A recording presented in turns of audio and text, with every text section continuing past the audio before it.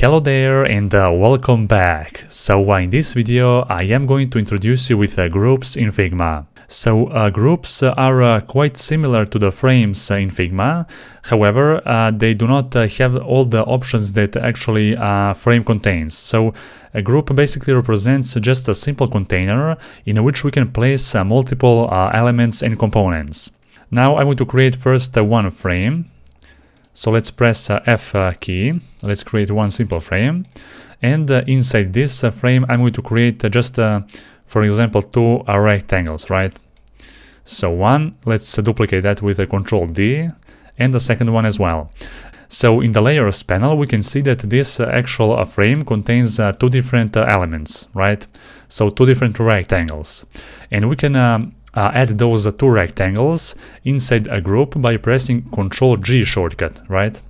And now you will see that this layers panel has been changed and those two elements are now inside a one group. And this can be useful especially if you have multiple elements and you don't want to make a selection for each one of them in order to move them around. You can just place multiple elements within a single group, and then you can select only a single group and just move that wherever you want inside your canvas, right?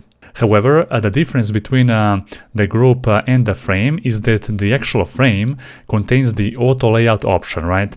And I'm going to talk about this auto layout option in some of the next videos.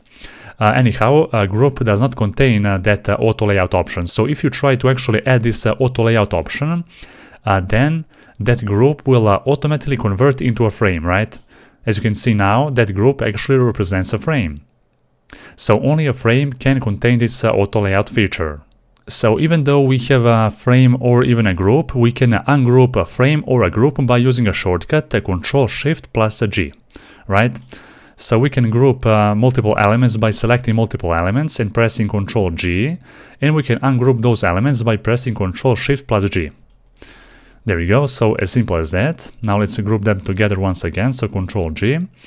And of course we can move them around wherever we want. We can also increase the actual size of these groups. So as you can see, when I try to increase the size of this group, with the move tool, then those elements inside this group will also change their dimensions, right?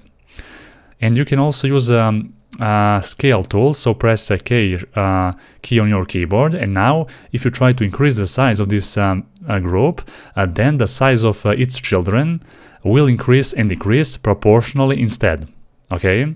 So that's the main difference between increasing and decreasing the size of this group with a move or with a scale tool. There you go. And that's pretty much it about the groups. So basically they are simple containers in which we can store multiple elements on or containers. We can also duplicate this group by pressing Ctrl D.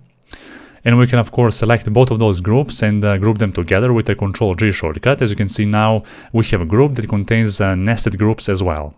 So that's also possible, right? And we can of course convert this group into a frame, and then we will have basically a frame and a group inside a group. And that's everything I wanted to share with you about the groups. So for this video, that will be all.